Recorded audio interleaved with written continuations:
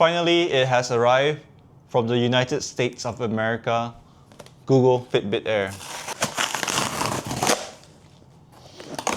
Let's go.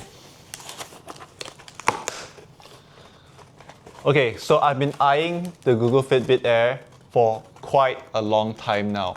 Ever since it was released in June, July, I've been eyeing it. But even before then, I've been interested in the Whoop, but it was definitely out of my price range. And ever since I heard that this thing was released and it's only 99 USD, I had to get it.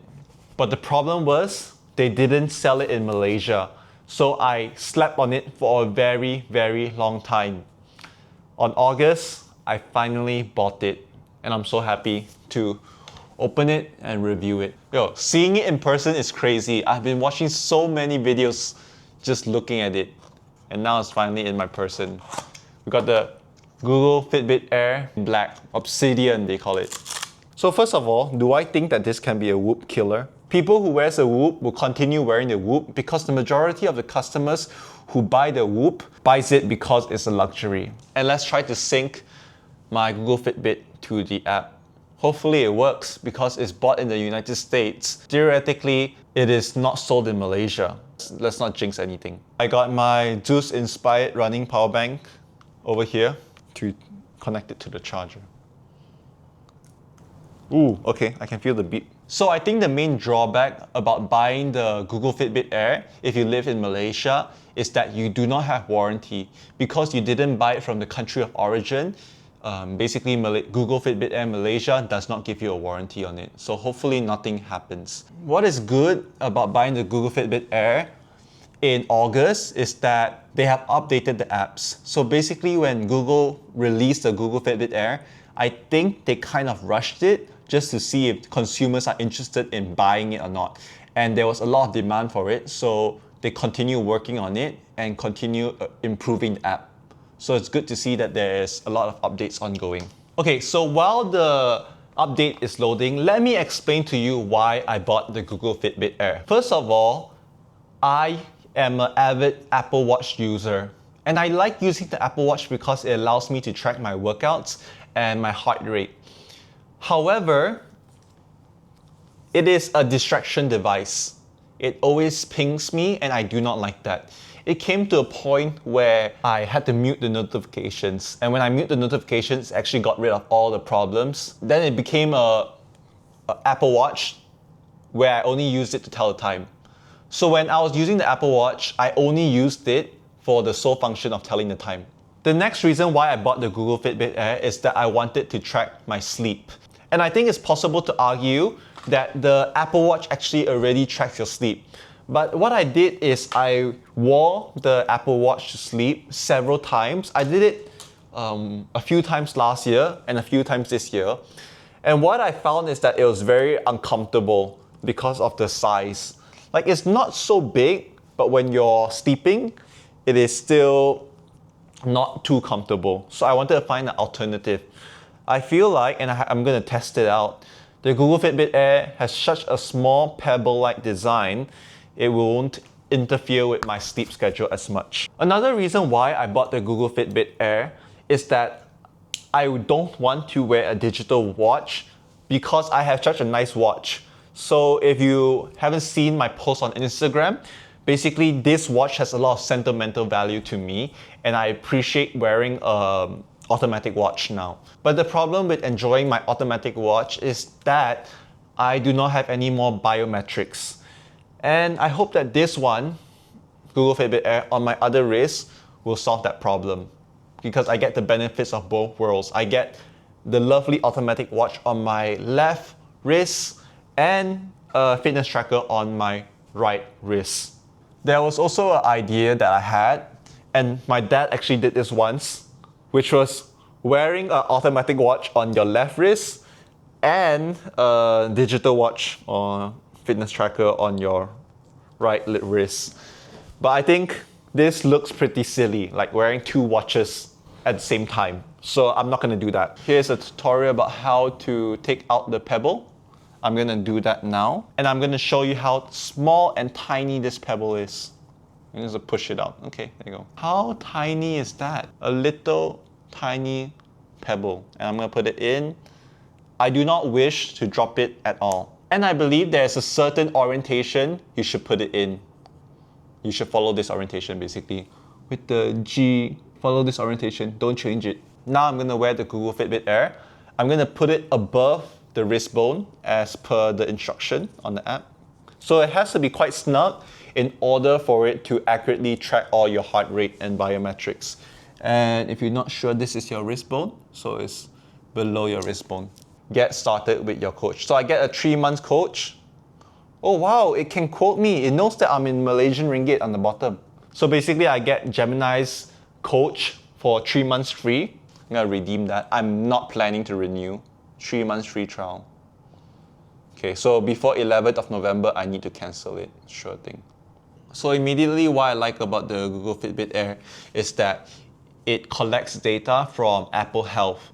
So basically for context, I own the Apple Watch Series 4 since 2018, and I'm assuming that my Apple Watch Series 4 uploaded all that data into Apple Health.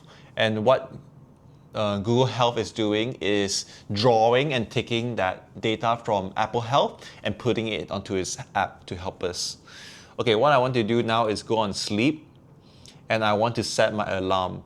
My usual alarm that I aim to wake up at is 5 a.m. But normally I don't wake up at 5 a.m. anymore. So I'm gonna be less ambitious. I'm gonna change it to 6 a.m. Okay, manage alarm, add a new alarm. Okay, I want to have my alarm, I want it to be 6 a.m. So let's set it at 6 a.m. And what I really like about this function is that it now has a smart alarm. 6 a.m. So I'm gonna turn on the smart alarm. I'm gonna do this for every single day. Okay, another thing I need to do is I want to turn up the vibration of this app. So I'm guessing, yeah, I go here, I click on vibration, and I'm going to use the high vibration intensity. Okay, I've turned on the vibration to high, so that should help me wake up. Alright, so that is it for now. I'm gonna go sleep tonight, and I'm gonna review how I found sleeping with the Google Fitbit Air and whether it did wake me up at 6 a.m. or what time exactly it woke me up. At 6 a.m. or what time exactly it woke. It did not wake me up at 6 a.m. So last night, actually, I went to bed at 12 a.m.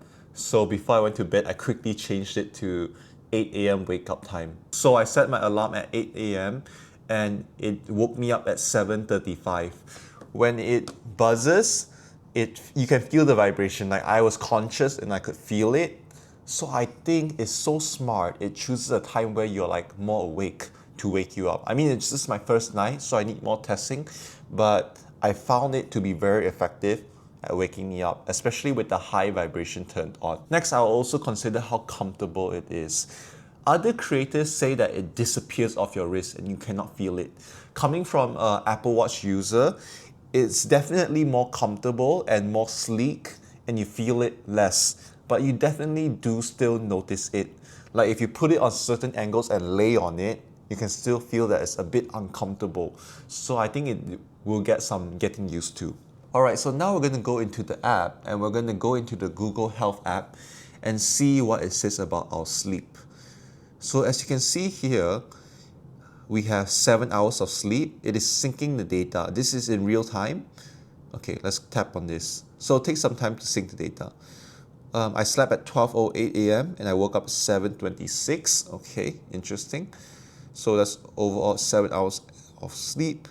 All of this data is quite interesting to me, and I'll go through that. And I think over time, as I continue collecting data, all of this information will be more valuable to me. But as we can see, we only have a 76, a fair amount of sleep, not too good, and I understand why, because I slept quite late.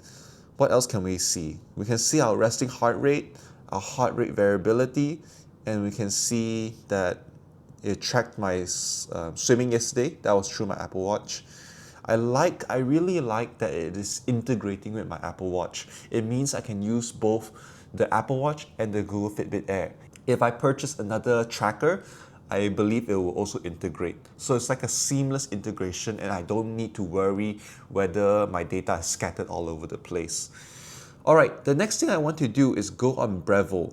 Breville is a one-stop solution that integrates all your fitness data, and other creators have said that it is very good because it presents all your data in a very well-rounded manner that helps you track all your fitness goals. I believe them and I'm just gonna follow their instructions. Alright, it's time to go work out. I'll see you at the gym. What's your go-to workout when you're short on time? I do a CrossFit workout called Cindy. It's 5 pull-ups, 10 push-ups, 15 squats, as many times as you can in 20 minutes. Alright, so we just completed the basketball challenge. I think this is day like 5 of wearing the Google Fitbit Air.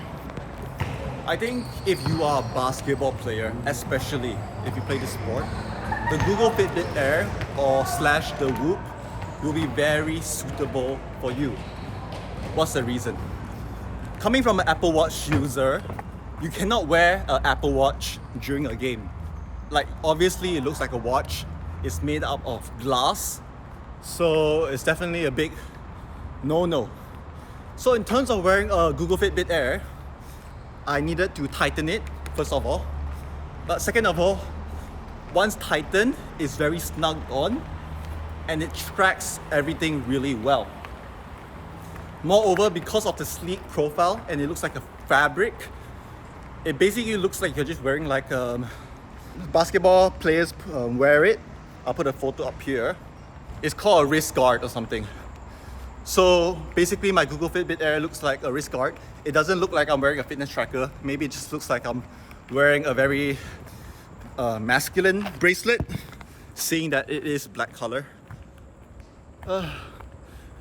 Okay, and I haven't recorded what I think about it so far. So far, sleeping with it, it has been really good. One of those nights I was sleeping with it and I couldn't sleep really well. And I thought it was my Google Fitbit Air. But the next night, I slept at 1:30. I went to bed and I fell asleep immediately. From my experience using the Google Fitbit Air, it is day 5 or 6. It is very good. Now I'm gonna let my future self explain the data I'm getting from the Google Fitbit Air and how I think it is very nice. So immediately looking at this data, it has only been 7 days, but the data is very strong. It provides us a lot of good data, and over time this data will be very useful for us. It also tracks our steps, which I don't really use, but it is quite interesting to look at. It also tracks our readiness, which I don't also use for now. What I find interesting then is the Google AI coach. One of the things I really like is that I was able to tell it what I did. So what happened was on Saturday I went to play basketball, and between 6:30 to 7 I did a warm-up, and between 7 to 9 I actually played basketball. But it only logged 50 minutes of that. So what I did was went into the Google Health Coach app and I told the AI, hey, I actually played basketball between 7 to 9. Can you please log that for me? So it could easily do that because it tracks your heart rate every 1 or 2 seconds. So it had all the data in order for it to provide you, hey, this is actually what you did during that 2-hour basketball session. I really like that. Yo, what's good? So this is the last time I'll be recording before I post my review on the Google Fitbit Air. So I've been using it for roughly 10 days plus now, and here is what I think after 10 days of using it. Overall, I think if you're using this app, it's capped at a certain point. You should be using Breville if you are planning to use the Google Fitbit Air. Breville is so much nicer because it has the strain, the recovery, and the sleep. It also has this very fun gimmick-like thing where it shows you your battery. And here you can see, here's my battery throughout the day. I woke up and here I got a workout in, and the rest of my day was just casual work while I finished some of my leadership stuff. Here you can see all your health monitor where it monitors all your important vitals. I think that is very good. Conclusively, the Google Fitbit Air, more than anything, is a sleep tracker. It tracks your sleep very well and its wake up alarm is very good. So I feel like the primary reason you would buy the Google Fitbit Air is to track your sleep. And that was the reason why I bought the Google Fitbit Air in the first place. Other than that, it was because I wanted to solve my two wrist problem, which I managed to solve. And I don't think there's a problem wearing both a Google Fitbit Air and an Apple Watch on at the same time because they serve two separate purposes.